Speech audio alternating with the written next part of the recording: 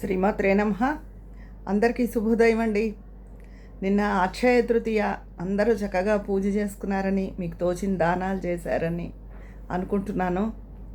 చాలామంది మన వాళ్ళు, భానుమతి గారు వాళ్ళు బిస్కెట్ ప్యాకెట్స్, వాటరు, మజ్జిగ అన్నీ పంపిణీ చేసామండి, ఇచ్చాము కొంతమందికి అని చెప్పారు. చాలా సంతోషం. నిన్నటి చేసిన దానం 1000 ఫలితాన్ని ఇచ్చి చక్కగా మన కుటుంబాన్ని కాపాడుతుందండి.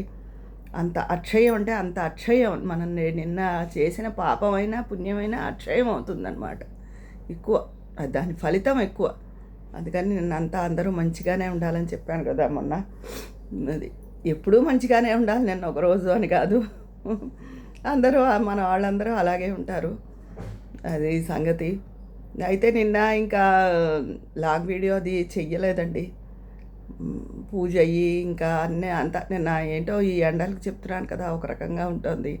మా నాన్నగారు కూడా కొంచెం, ఆయన మామూలుగా ఉత్తప్పుడు వేసుకొని ఎండకు తట్టుకోలేక ఏసీ వేసేసుకుంటున్నారు. పెద్దవారు కదా, ఆ ఏసీ పడ్డం లేదు. బాగా ఫ్లమ్ ఎక్కువైపోయి ఆయనకి జలుబుగా జ్వరభారంగా ఉన్నారు నిన్న మొన్న.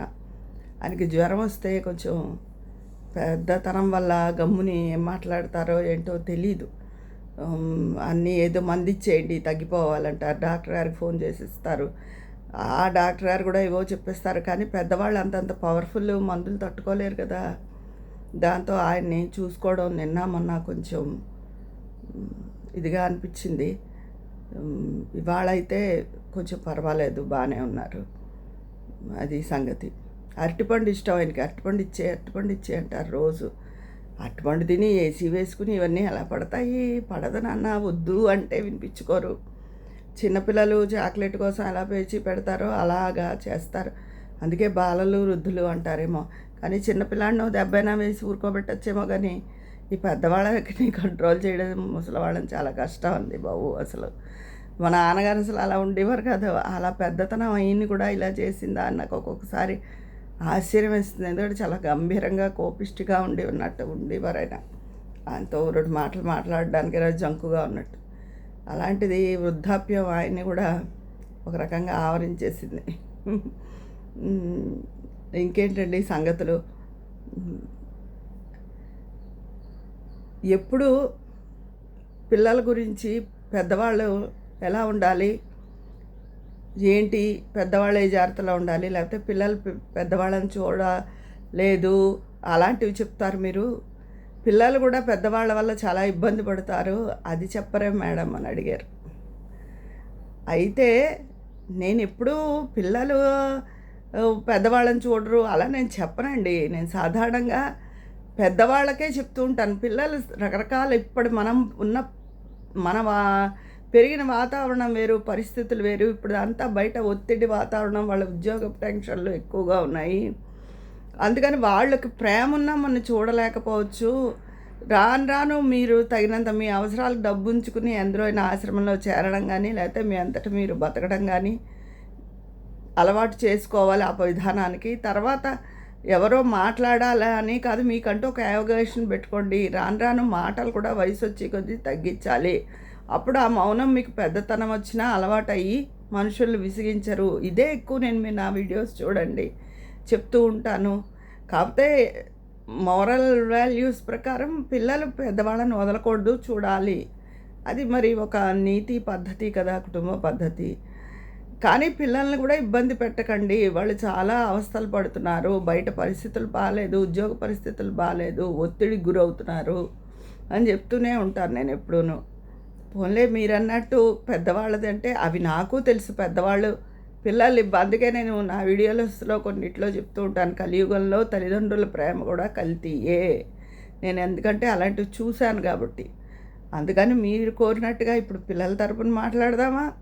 చాలామంది పిల్లలు ఇబ్బందుల్లో ఉన్న వాళ్ళకి చేసే అవకాశం ఉన్నా కూడా చెయ్యరు, స్వార్థంగా ఉంటారు. ఈ రూపాయి మన చేయి జారిపోతే మన దగ్గర ఉండదేమో అని కొంతమంది తల్లిదండ్రులు అనుకుంటారు. అయ్యో పిల్లలు ఇబ్బంది పడుతున్నారు, మన మాట ఎలా ఉన్నా ముందుకు వాళ్ళకి ఏమైనా సాయం చేద్దామని అనుకుంటారు. పిల్లలు ఏమనుకుంటారు, ఈ వీళ్ళుకి ఇవ్వట్లేదు అనుకుంటారు. కానీ కొంతమంది ఇవ్వని వాళ్ళని కూడా నేను చూసా. ఎవరి కర్మ వాళ్ళదే, మనం చెయ్యలేము ఏమీను. ఎవరి బాధ వాడే పడతాడు అన్న వాళ్ళని కూడా నేను చూశాను. అలాగే మీ బాధ నిజం అయ్యి ఉండొచ్చు. ఎప్పుడు భగవంతుడండి, మన కష్టము అలాగే పడాలి, భగవంతుడిని ఎప్పుడూ అలాగే కోరుకోవాలి.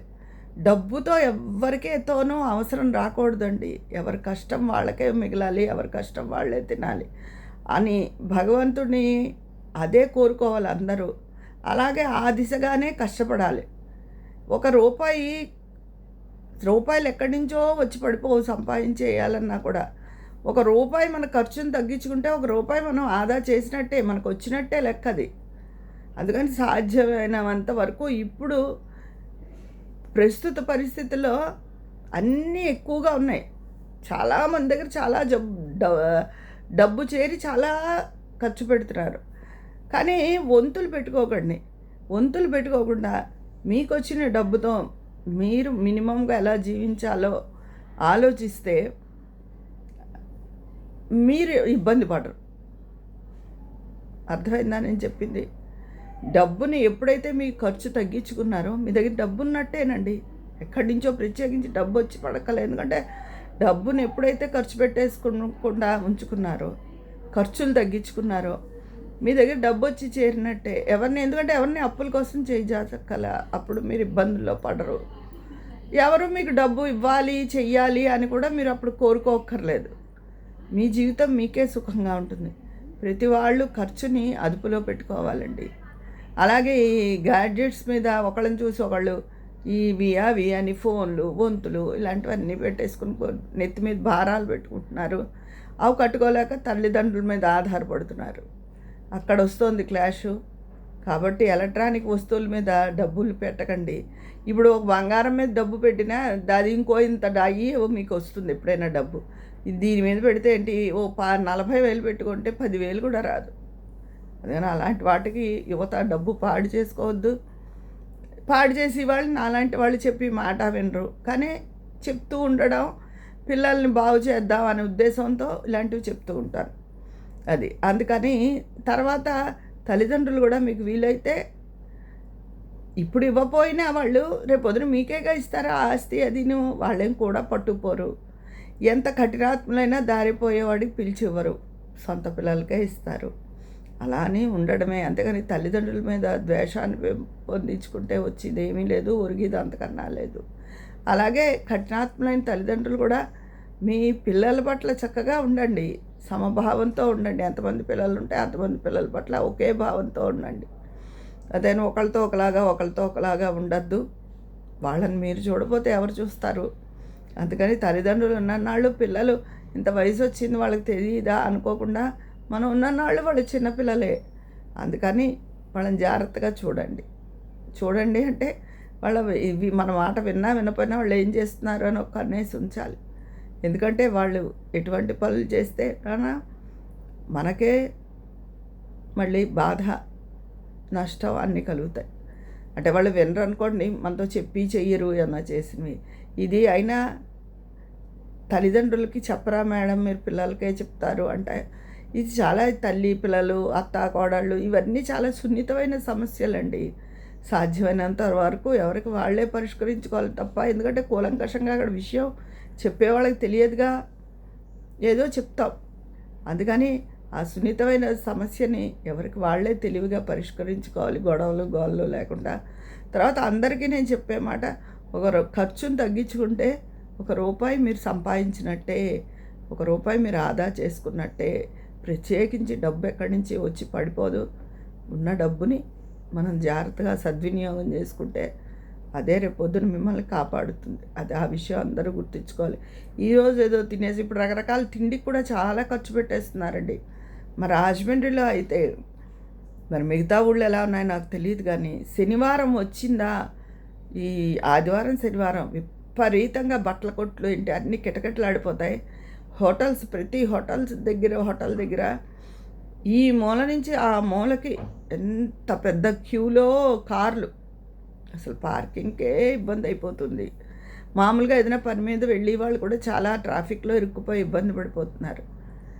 ఎవరైనా ఉత్తప్పుడు ఎప్పుడైనా హోటల్ నుంచి టిఫిన్ బుక్ చేసుకోవచ్చేమో కానీ శని ఆదివారాల్లో మాత్రం చచ్చిన ఒంట్లో, మనకి అంత ఒంట్లో బాగుండపోయినా ఇంత ఇడ్లీ పిండైనా ఆడుకుని 2 ఇడ్లీనేమైనా వేసి తినాలి. లేకపోతే బియ్యపు బియ్యంను ఉప్పుడు పిండి అంటాం మేము, అలా అయినా చేసుకోవాలి. ఏదో ఒకటి చేసి తినాలి తప్ప హోటల్స్కి మాత్రం అసలు వెళ్ళే పరిస్థితి లేదు. ఎందుకంటే ఆ రోజు పైగా ఎప్పుడైనా కర్మకాలి ఆ వేళే జొమాటోలో ఏమైనా బుక్ చేసుకుని మనకి ఒంట్లో ఏ జ్వరైనా వచ్చి టిఫిన్ తెప్పించుకున్నా అసలు శనివారం నాడు తెప్పించుకునే టిఫిన్లో రుచే ఉండదు. ఎందుకంటే ఇంతమందికి వాళ్ళు ఏదో వేసేస్తారు, ఏదో పంపిస్తారు, అందులో అసలు రుచి ఉండదు. విపరీతమైన హోటల్స్ వెళ్ళిపోతున్నారు అందరూ, తిండికి విపరీతంగా ఖర్చు పెట్టేస్తున్నారండి. తిండి బట్టలు చాలా ఖర్చు పెడుతున్నారు. ఉంటే పెట్టుకోవచ్చు, కానీ పెట్టుకోండి, అది మీ ఇష్టం. కానీ తిండికి హోటల్స్కి వెళ్ళిపోవద్దండి. ప్రతిదీ అస్తమానం ఎన్ని చూడట్లేదు, యూట్యూబ్లో రైడ్స్ చేస్తున్నారు. ఫుడ్ దగ్గర ఇలాంటి ఫుడ్ బయటపడింది, అలాంటి ఫుడ్ బయటపడిందని. అవి ఏమేమి పట్టించుకోవట్లేదు, ఆరోగ్యానికి ఏమీ ప్రిఫరెన్స్ ఇవ్వట్లేదు. ఎప్పుడైతే మంచి ఆహారం తీసుకుంటామో మన ఆలోచనలు అన్నీ కూడా అసలు సక్రమంగా ఉంటాయి. ఫస్ట్ థింగ్ అది, మనం తీసుకునే ఆహారాన్ని బట్టి ఉంటుంది మనం ఏం తింటున్నాము అని. ఎక్కువ మసాలాలు, కారాలు అలాంటి తినేవాళ్ళు ఎప్పుడూ కోపంగానే ఉంటారు. వాళ్ళ ఖర్చు కూడా వాళ్ళ చేతిలో ఉండదు. సాత్విక ఆహారం సమపాళలో తీసుకున్న వాళ్ళకి కొంత మనం ఏం ఖర్చు పెడుతున్నాం, మనం ఏం మాట్లాడుతున్నాం అన్నది విచక్షణ ఉంటుంది. అది మనం తినే ఆహారాన్ని బట్టి కూడా మన ప్రవర్తన ఉంటుంది. ఇదండి ఈరోజు నేను చెప్పదలుచుకున్న సంగతి. మీ అందరి తల్లిదండ్రులని సపోర్ట్ చేయడం, పిల్లల్ని ఏదో అనడము అన్నది నా ఉద్దేశం కాదు. నేను ఎప్పుడు కూడా పిల్లల్ని ఇబ్బంది పెట్టకండి, మీ యావగేషన్ మీరు చూసుకోండి. పిల్లలు ఇప్పుడు ఒత్తిడి ప్రపంచంలో పిల్లలు ఎక్కువ నలిగిపోతున్నారు అనే చెప్తూ ఉంటాను. అది ఇదేంటి మీ అందరి అభిప్రాయాలు కామెంట్ బాక్స్లో తెలియజేసేయండి. మరి అక్కడ మాట్లాడుకుందామా? ఉంటాను, మీ స్నేహితురాలు విజయ పన్నాల.